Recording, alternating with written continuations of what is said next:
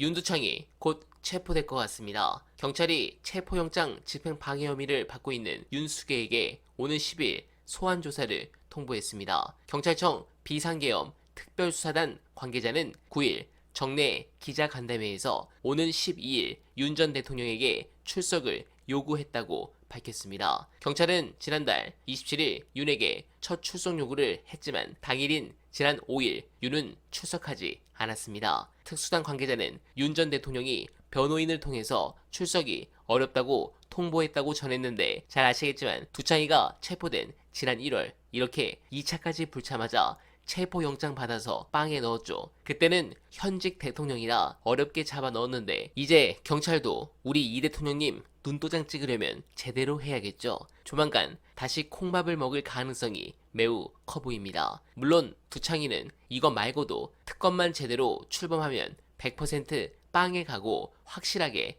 평생 감옥에 살아야 합니다. 관련해 민주당 내부에서 상당히 심각하게 바라보고 있고 윤석열과 김건희 일가를 거지로 만들 수 있는 첩보 보시고 이어가 보겠습니다. 대외 EDCF 대외경제협력 차관이 7억 달러 정도였더니 7억 달러 정도가 동남아 다른 국가들이 다 그 정도 수준이었어. 그런데 갑자기 2020년 집권하자마자 15억 달러로 확 뛰어버리고 그 다음에 작년에 30억 달러까지 뛰잖아요. 네. 왜 캄보디아만 그랬잖아요. 왜인지는 모르겠어. 그것까지는. 네. 거기 뭐 나오는데 별로 그렇게 돈이 들어가고 또 어떤 차관이 그렇게 많이 배정이 돼. 그런데 15억 달러 2020년 6월에 이게 15억 달러로 EDCF가 증액이 됐는데 이거는 수출입은행에서 하는 거거든요. 주는 거야 돈을. 그때 수출입은행장이 박문규 나중에 국무조정실장 됐다가 산업부 장관 된 박문규 수출입은행장이었어. 문재인 정부의 수출입은행장이었잖아요. 네. 어떻게 살아남았겠느냐? 잘렸어야 되는데 안 잘리고 네. 오히려 영전을 했잖아요. 국무조정실장으로. 이 15억 달러로 다 증액이 되고 바로 그다음에 국무조정실장으로다가 갔거든요. 장관급입니다. 국무조정실이 뭐 하는 데냐? 거기서 하는 것 중에 또 한 가지가 해외개발사업본부가 ODA를 지정하는 데예요. ODA 사업을. 그리고 박문규 수출입은행장이 국무조정실장으로 가거든. 그래서 박문규 수출입은행장한테 당시 그 사람한테 제가 한번 며칠 전에 전화를 한번 해봤어요. 이거 이상하다. 7억 달러가 어떻게 15억 달러로 갑자기 캄보디아에 뭐 그렇게 우리나라가 차관을 줄 게 많이 있어갖고 이상하지 않느냐. 언론에서 이거 다 지금 이상하게 보고 있지 않느냐. 그 당시 행장이었으니 지금은 놀고 있습니다. 그 사람. 그러니까 총선 나가서 떨어지고. 은행장이 알았을 거 아니냐. 왜 이렇게 증액을 했어야만 했는지. 그랬더니 자기는 모른다는 거야. 아니 15억 달러면 2조가 넘는 돈인데 수출입은행에서 자본이 얼마나 되는지 모르겠으나 2조가 넘는 돈을 갖다가 캄보디아라는 확실치 않은 어쨌든 신용이 그렇게 높지 않은 나라에 대외 차관으로다가 줄 정도인데 그걸 갖다가 은행장이 몰랐다는 게 말이 되느냐. 자기는 몰랐다는 거야. 그리고 ODA로 간 거는 그럼 그 다음에 ODA 예산도 굉장히 뻥충뻥충 다 늘어났잖아요. 거기 뭐 전대협력 차관이라고 해서 그냥 묻지도 않고 따지도 않는 그냥 돈으로 600억씩 막 한 번도 그런 차관을 주지도 않아 그런 지원은 있지도 않았는데 그것도 막 캄보디아만 예외적으로 줬잖아요.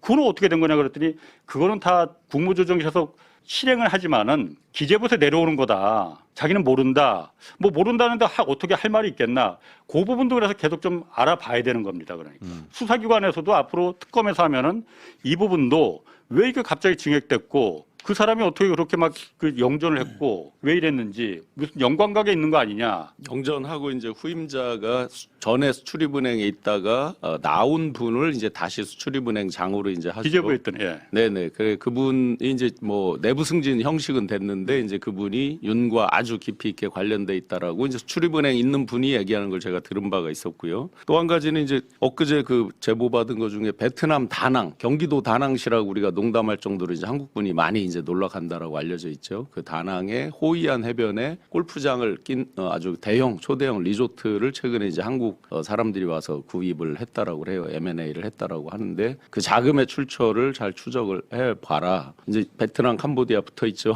그래서 굉장히 뭐뭐로 의심되는 자금인 것 같다라고 이제 제보를 좀 자세히 해주셨어요. 또 하나는 이제 그 아까 건진법사가 이제 예화랑 많이 말씀드렸고 거기서 직선거리로 100m도 안 되는 여랑은 이제 불법 선거사무소를 예, 운영을 했었는데 예, 100m도 안 되는 바로 길 건너편 언덕에 살짝 올라가면 대형 카페 우리나라 그러니까 체인으로 10개 가까이 있는 유명한 카페가 있습니다. 영어로 시작되는 ABC로 시작되는 그런 카페에 있는데 거기가 이제 건진과 건진 딸 그리고 그 오너 등이 이제 항상 모여서 회합을 하는 곳이었고 거기로 수많은 그 국민의힘 실세들이 부르면 오고 했다. 건진을 만나러. 네네. 그런데 그 카페에 거슬러 가면 그 오너는 이제 국민의힘에서 기초지자체장 3선을 하신 분이다라는 거고 지금 초대형 시행 프로젝트를 하고 있다. 그런데 그게 이제 서울 링이라든지 강릉 링 해서 그 링도 또 주술적 무속적 의미가 있더라고요. 그 링이 몇 개가 링에? 예, 링이 몇 개가 합쳐지면 동방에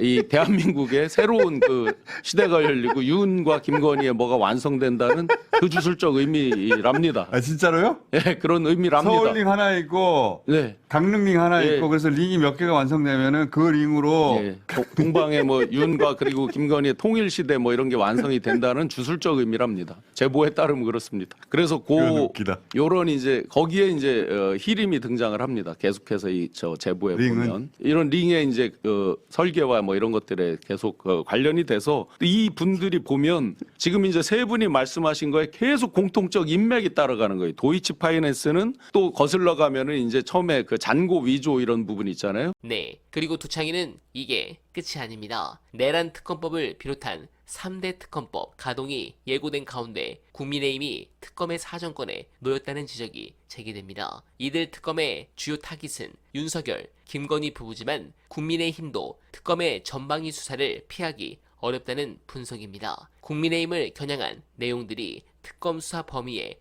대거 포함돼 수사 진행 상황에 따라 당이 해산 위기에 몰릴 수 있다는 전망도 나옵니다. 대선 패배 후 당권 투쟁을 둘러싼 내용에 빠진 국민의힘으로선 사면 초과에 놓인 셈입니다. 국민의힘이 내심 더 우려하는 건 내란 특검법보다 김건희 특검법입니다. 특검법에 포함된 15개 의혹 가운데 명태균 게이트와 관련된 대선 경선 여론 조작과 공천 개입 의혹이 뇌관이 될 가능성이 높아서입니다. 대선 경선과 국회의원 보궐선거로 국한된 것처럼 보이지만 특검 성격상 지방선거와 국민의힘 대표 경선 등 사실상 최근 몇 년간 치러진 국민의힘 선거 전반을 들여다볼 공산이 큽니다. 그런 부분에서 당 인사들이 줄소환되고 비리 혐의가 속속 드러날 경우 국민의힘 해산 여론이 높아지는 등 당이 풍비박살 날 것입니다. 그간 국민의힘은 윤석열의 거부권을 뒷받침하는 특검법에 대해 반대 당론을 정해 지탄의 대상이 됐습니다. 대선 패배 뒤에도 반성과 변화 없는 국민의힘의 태도는 특검과 내란 청산의 필요성을